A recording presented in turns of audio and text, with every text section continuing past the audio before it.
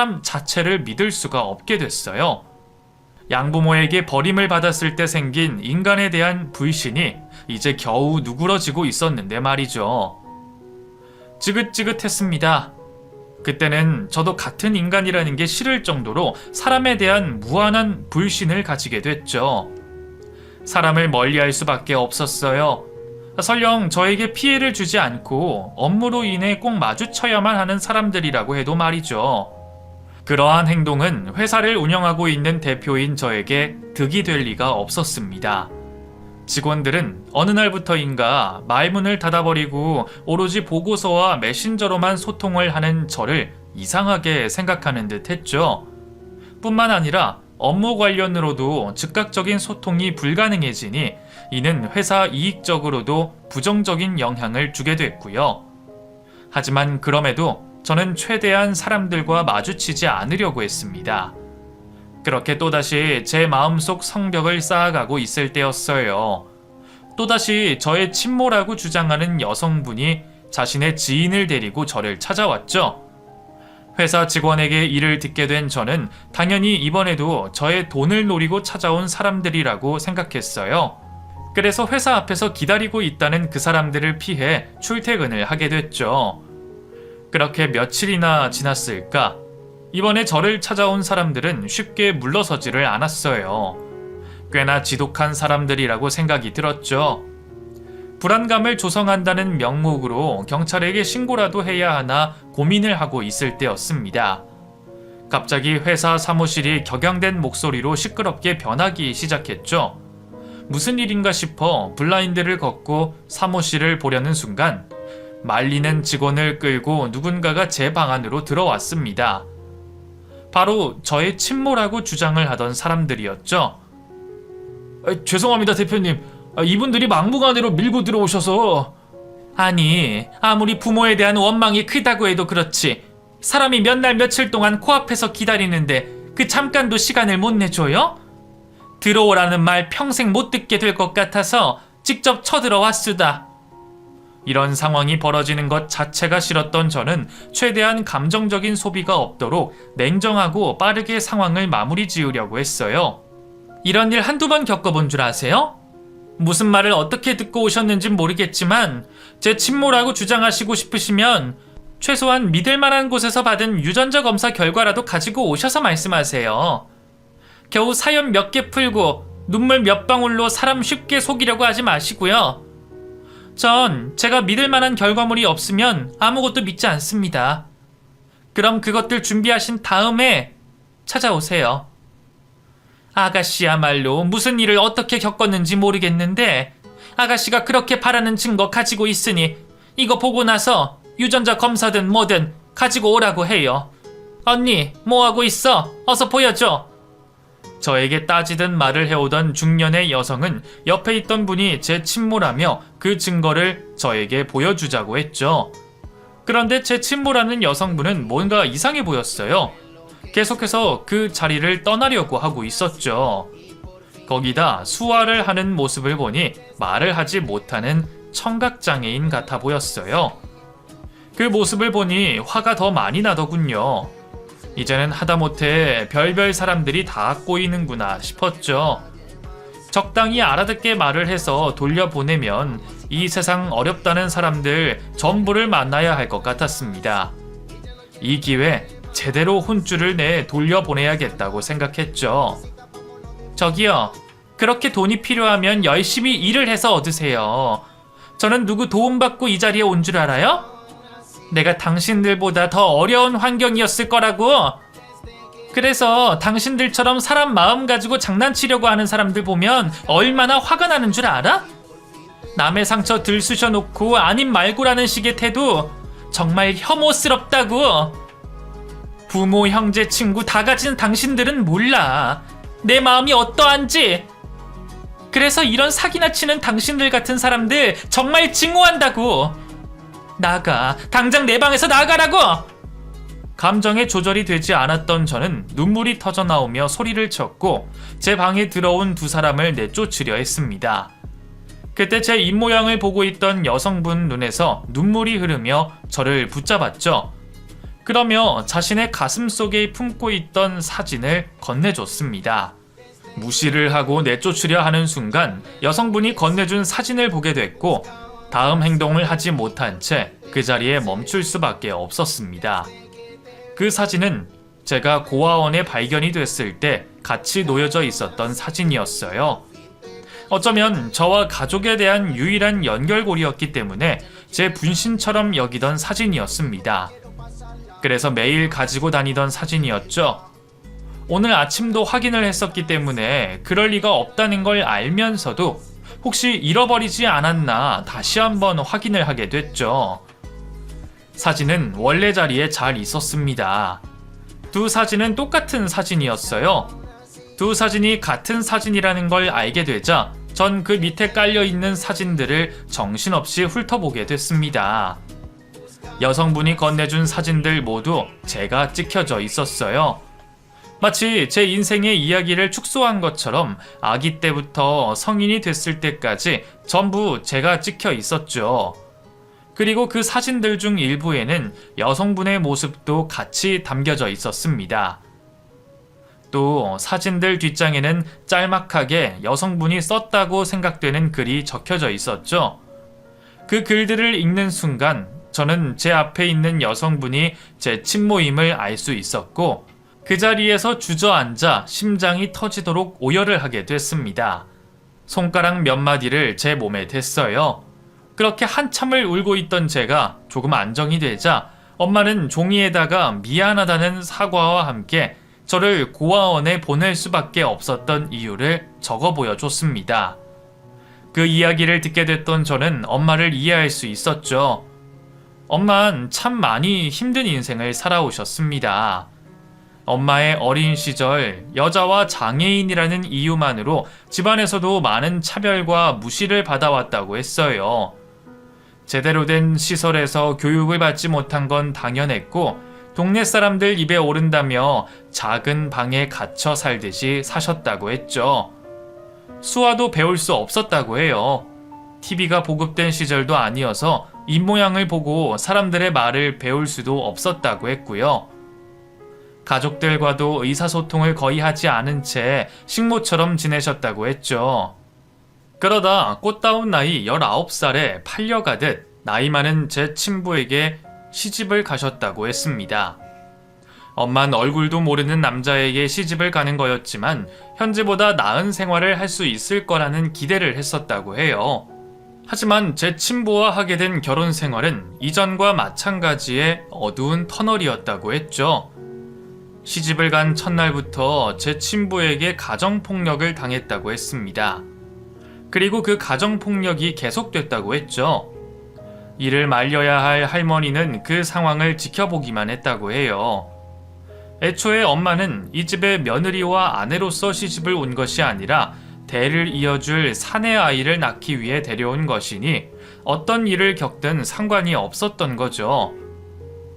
그렇게 엄마는 모진 시댁살이와 가정폭력을 당하며 지내셨고 그러던 중에 저를 가지셨다고 합니다. 엄마의 뱃속에 있는 제가 아들일 수도 있다는 생각에 아주 잠시나마 할머니에게 인간다운 대접을 받을 수 있었다고 해요. 하지만 그것도 아주 잠시 제가 여자아이라는 걸 알게 되자 할머니라는 사람은 다시 엄마를 구박했고 저를 떼자는 말까지 했다고 합니다. 제 친부 역시도 대를 이을 수 있는 사내 아이를 갖지 못한다며 다시 폭력을 일삼았다고 해요.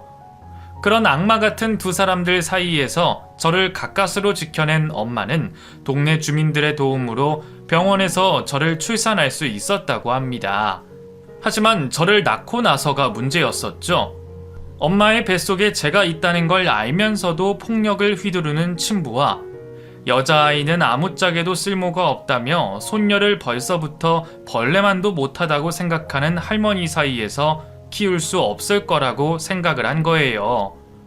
또 듣지도 말하지도 못하는 엄마가 집안 사람 누구의 도움 없이 저를 건강하게 키울 수 있을 거라는 생각을 할 수 없었다고 했습니다. 여자와 장애인이라는 이유만으로 힘든 삶을 살고 있던 엄마는 제가 자신과 똑같은 인생을 살지 않기를 바라셨고 고아원에 저를 보내는 게 최선이라고 생각을 하신 거죠. 누군가는 엄마를 손가락질할 수 있겠지만 전 이해가 갔습니다. 이 세상에 믿을 사람이라고는 하나도 없었을 엄마였으니까요. 그렇게 엄마는 저를 낳고서 얼마 지나지 않아 움직이기 힘든 몸을 겨우 일으켜 고아원 앞에 데려다 두셨다고 합니다. 그리곤 저를 출산하고 난 이후 병원에서 찍어준 사진 뒤에 제가 태어난 일시와 이름을 적어 두셨던 거죠. 엄만 저를 고아원 앞에 두고도 한참을 숨어서 지켜보고 계셨다고 해요. 혹시 제가 발견이 되기 전 잘못될까 싶어서 말이죠. 고아원 선생님들에게 발견이 되기 전까지 몇 번이나 움직이기 힘드신 몸을 가지고 왔다 갔다 하시며 저를 확인하셨다고 합니다. 그러다 제가 고아원 선생님께 발견이 되어 안으로 들어가게 되자 그제서야 자리에 엎드려 눈물을 흘리셨다고 했죠. 그렇게 저를 고아원에 두고 떠나신 엄마는 그날 이후 지옥 같은 나날들을 보냈다고 합니다. 제가 사라진 것에는 관심도 없는 친부와 할머니의 가정폭력과 괴롭힘은 계속됐지만 그것들은 엄마를 괴롭게 하는 것들이 아니었다고 해요. 오로지 자식인 저에게 몹쓸 짓을 스스로 하게 된 것에 대한 고통 속에 몸부림치셨다고 하셨죠. 그러다 결국 저를 보러 찾아오셨다고 합니다. 물론 제 친모라는 사실은 숨긴 채 말이죠. 엄만 친부와 할머니가 집을 비울 때면 고아원을 찾아와 봉사활동을 하는 것처럼 하며 멀리서 저를 보셨다고 해요. 그런 일은 없었겠지만 갓난쟁이인 제가 엄마를 알아봐 반응이라도 할까 싶어 항상 조금 떨어진 곳에서 저를 지켜보셨고요. 그러시면서 제게 알게 모르게 항상 저를 챙겨주셨다고 해요. 제가 입양이 되기 전까지 말이죠. 고아원에서 자라는 저를 보며 가슴이 찢어지셨지만 그래도 원생들과 대화를 하고 감정을 솔직하게 드러내는 저를 보며 잘한 일이라고 마음을 다독였다고 하셨습니다. 그러다 제가 형편이 넉넉한 집안에 입양을 간 걸 아시게 되면서 마음을 놓으셨다고 하셨죠. 이후 모진 시댁살이를 하시면서도 늘 행복하셨다고 했어요. 좋은 집에서 좋은 교육을 받고 훌륭한 부모님들과 행복하게 있을 저를 생각하시면서 말이죠. 그렇게 몇 년을 살아가시다 문득 제가 어떻게 살고 있는지 근황이라도 알고 싶었던 엄마는 다시 고아원을 찾게 됐고 그곳에서 파양이 돼 돌아와 있는 저를 다시 보시게 된 거죠. 파양이 된 이유 또한 모두 자신의 잘못이라고 생각했던 엄만 이제 앞뒤를 가리지 않고 저를 도와주시기로 마음을 먹으셨다고 했습니다. 그날부터 고아원을 내 집 드나들듯 다니시며 저에게 무슨 도움을 줘야 하는지 찾으셨다고 했죠.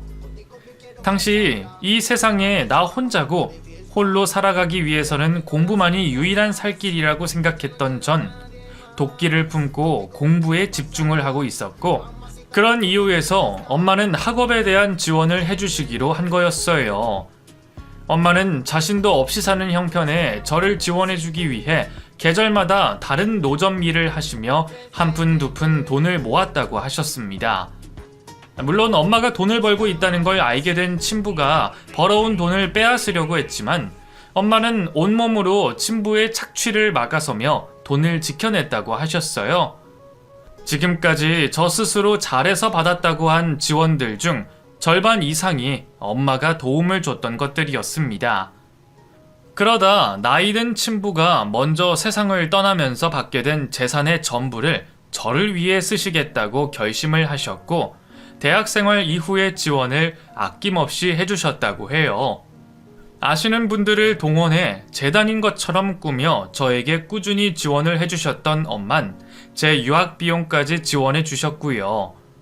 유학에서 돌아온 뒤 저 스스로 사업을 하고 조금씩 안정되어 가는 모습을 보시곤 이제 자신의 역할을 마쳤다고 생각하셨다고 했습니다. 이제 남은 평생 제가 행복하기를 바라시며 저를 만나고 싶은 욕심이 더 커지기 전에 제 곁을 떠나시기로 한 거죠. 그렇게 저는 사업을 하며 인생을 승승장구하고 있었고 엄마는 얼마 남지 않은 재산을 가지고 소박한 삶을 사셨다고 해요. 뒤늦게 수화와 구화 한글도 배우시며 남은 인생 조용히 사시려고 하셨죠. 그런데 최근 암이라는 몹쓸 병에 걸리시게 됐다고 합니다. 그것 또한 자신이 저를 버린 일에 대한 죗값을 받는다고 생각하셨던 엄마는 치료를 포기하신 채 삶을 내려놓으시려고 했다고 해요.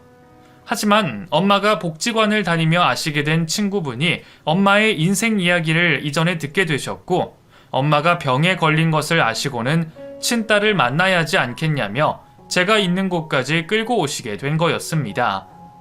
그래서 이렇게 엄마를 태어나 처음으로 마주할 수 있게 된 거였죠.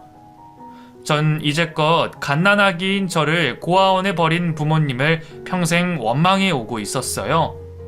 그분들이 얼마나 힘이 들었건 자식을 버린 것에 대한 용서를 뒤늦게라도 할 수 없을 거라고 생각했죠.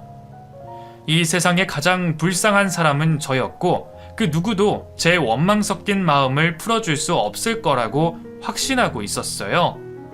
그런데 엄마가 살아온 인생 이야기를 알게 되자 그 모든 게 무너졌죠. 엄마는 저를 만나러 온 그때 그 순간까지 단 1초라도 자신의 인생을 사신 적이 없던 분이었습니다. 평생 손 닿을 수 있는 거리에 있는 저를 두고도 자식을 버린 죄인이라며 손 한 번 잡지 못한 엄마였어요.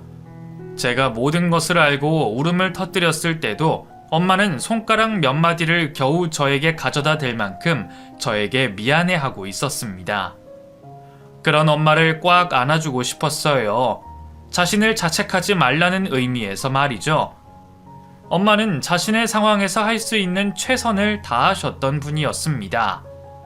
감당해야 할 죄책감 이상의 감정을 가지고 살아오신 분이었고, 그로 인해 이런 몹쓸 병에 걸리셨을 거라고 생각이 들었죠. 제가 엄마를 꽉 안자 엄마 자신이 저를 안아도 되는 건지 싶어 두 손을 허공에 두고만 있었어요. 저는 엄마를 보고 입모양을 알아볼 수 있게 또박또박 말했죠. 엄마, 나 엄마 원망 안 해. 엄마, 나 때문에 너무 힘들게 살았어. 그러니 미안해 하지 마.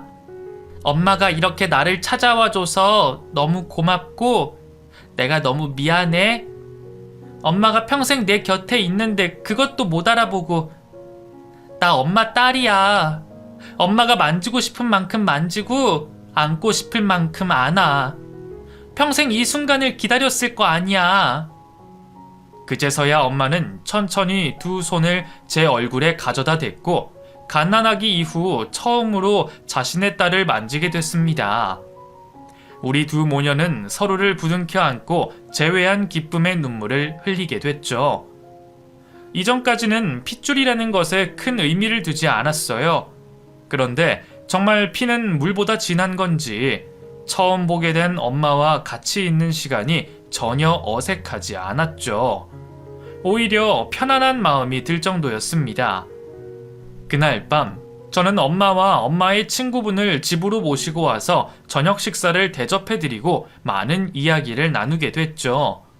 그리고 엄마와는 밤새 서로의 살아온 인생을 들려주며 시간을 보내게 됐고요. 다음 날부터는 더 바쁜 생활을 하게 됐어요. 엄마의 암 치료를 위해 제가 백방으로 알아봐야 했으니 말이죠. 고맙게도 엄마를 저에게 모시고 와주신 엄마의 친구분께서 많은 도움을 주셨습니다. 덕분에 제가 엄마와 떨어진 시간에도 마음을 놓을 수가 있었죠. 엄마를 모시고 치료를 받는 동안 우리 두 모녀는 가장 뜻깊고 중요할 수 있는 일을 하게 됐어요. 엄마와 제가 드디어 법적인 가족 관계가 된 거죠. 누군가에게는 아무렇지 않을 수도 있는 가족관계 증명서가 저희 두 모녀에게는 몇 번이고 확인을 하고 싶을 정도로 소중한 서류였어요. 저는 그 서류를 가지고 마치 아이가 된 것처럼 엄마가 생겼다며 펄쩍 뛰어다녔고, 엄마는 그런 저를 웃으며 바라보셨죠. 이후 엄마는 저를 위해 암투병을 하시게 됐고, 저는 이제껏 못다한 효도를 하기 위해 엄마를 따라다니며 간병을 하게 됐습니다. 다행히 암 초기고 진행 상태도 나쁘지 않아 항암 치료 후 수술을 하는 방향으로 치료를 하게 됐어요. 지금 엄마는 수술을 마치시고 재발 감소를 위해 항암 치료 마무리 단계에 있으시고요. 엄마와 재회를 하고 같이 한 공간에 있고 평범한 일상들을 나눌 수 있어서 행복했지만 내심 엄마와 좋은 곳을 못 돌아다니는 게 아쉬웠습니다. 좋은 선물도 맛있는 음식도 치료 때문에 못 해드렸고요. 그런데 이제 치료가 다 끝나면 밀려있던 숙제를 하듯 매일 하나씩 엄마에게 해드리려고 해요. 엄마가 저를 위해 얼마나 마음 졸이고 아파하셨는지 알았기 때문에 그 모든 걸 대신 보상해주고 싶은 마음이 한가득입니다.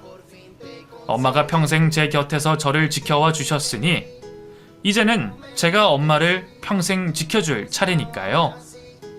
어렵게 되찾게 된 엄마와의 행복, 영원히 지켜나갈 겁니다. 그 행복을 엄마가 만끽하실 수 있게 제가 건강 챙겨드릴 거고요. 꼭 그렇게 행복하게 살겠습니다.